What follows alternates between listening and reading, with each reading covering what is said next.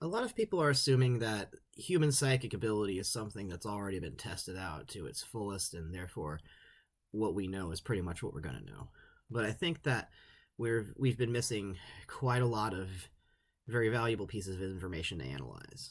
So, one is that human psychic ability, there's going to always be a latent psychic ability that we haven't developed yet and we don't know anything about. Just, abilities that I'm not going to say haven't manifested, but have no reason to manifest, so why would we even be observing them?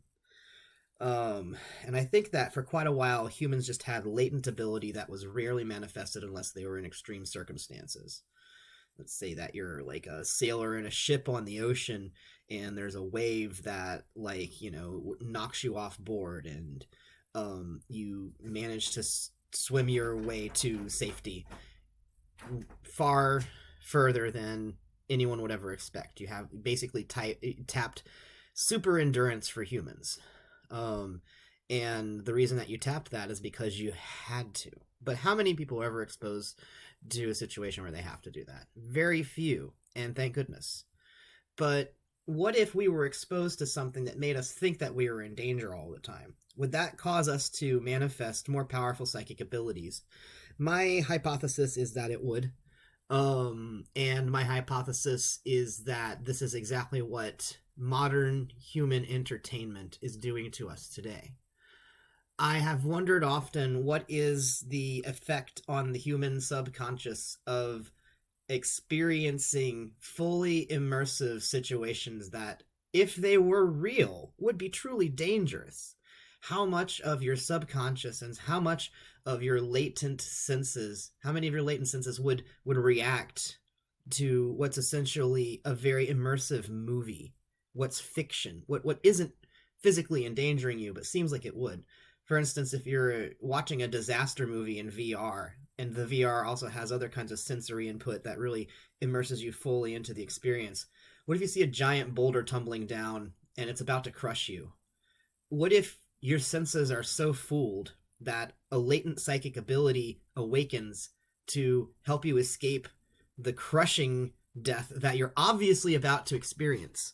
I mean, what if you have a bunch of people in a VR theater and half of them teleport out because they feel like they're so in danger from what's about to happen to them according to their senses? And that's how we discovered that humans can do telepathy.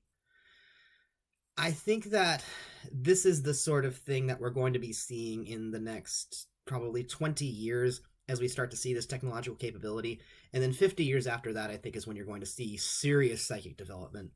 I know people always say, fusion's 30 years out. And so what I'm basically saying is psychic's 30 years out. But it's more that what I'm saying is you're going to just sort of see psychic stuff actually happen in full sight. But it's going to have to be after humanity has had enough stimulus that it has a reason to manifest those senses, or at least it thinks it has a reason. So one thing that I think is going to have to be looked at whenever we start having this is how to engage people with these senses in a way that is actually purposeful as opposed to tripping them into the danger zone. And it's interesting that we have all these forms of entertainment that kind of accidentally trip you into the danger zone, as in immerse you so much that you could actually think you were in true danger.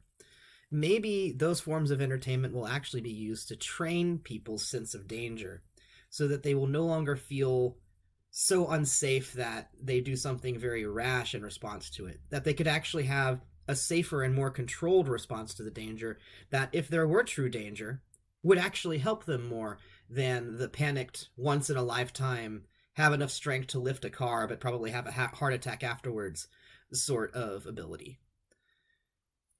This has been my TED Talk.